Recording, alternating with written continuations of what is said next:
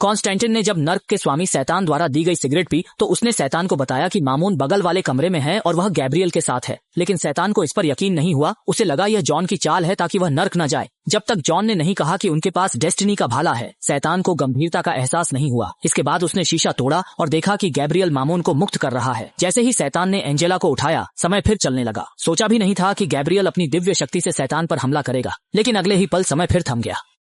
अब मैं तुम्हारी पीठ थपथपाने नहीं आऊंगा।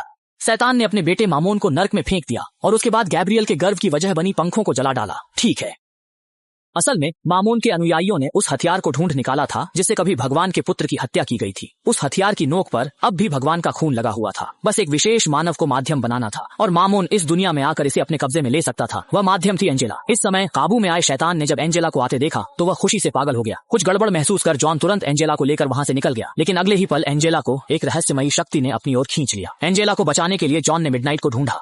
इसके तुरंत बाद जॉन उस कुर्सी पर बैठ गया जिससे वह दुनिया के सभी सच देख सकता था। फिर वह अलग अलग समय में पहुंच गया। दृश्यों के तेजी से बदलने पर जॉन को एंजेला का ठिकाना मिल गया। हालात गंभीर थे। जॉन अपने शिष्य के साथ वहां पहुंचा, लेकिन उसे पता नहीं था कि वहां पहले से ही नरक के कई शैतानी कंकाल फैले हैं। उसने जैसे ही पवित्र जल शैतानों पर छिड़का, वे दर्द से तड़पने लगे। कॉन्स्टेंटाइन ने भी शिकार की मुद्रा अपनाई। आखिरकार वे स्विमिंग पूल में एंजेला को ढूंढ लेते हैं, लेकिन पता चलता है कि उस पर पहले ही मामून का कब्जा है।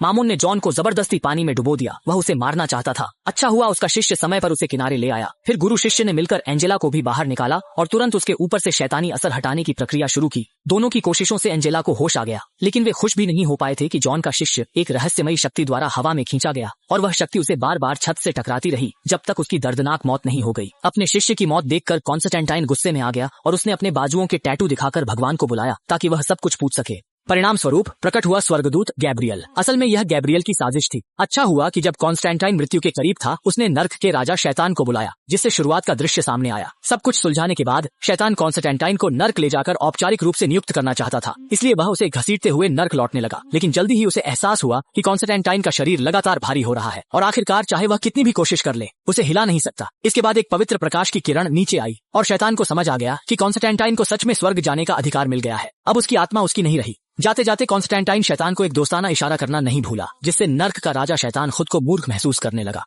जब शैतान कॉन्स्टेंटाइन को खुद के लिए नहीं पा सका तो उसने उसे बर्बाद करने का फैसला किया। इसलिए नर्क के डॉक्टर ने उसका इलाज किया। शैतान ने दोनों हाथ उसके फेफड़ों में डाले और जमा तेल निकाल दिया, जिससे फेफड़ों का कैंसर ठीक हो गया। अब वह इंसानों की दुनिया में रह सकता है, लेकिन स्वर्ग में नहीं जा सकता। इसी समय एंजेला जाग गई और दुःस्वप्न खत्म हो गया। इस तरह बड़ा संकट टल गया। देखने के लिए धन्यवाद।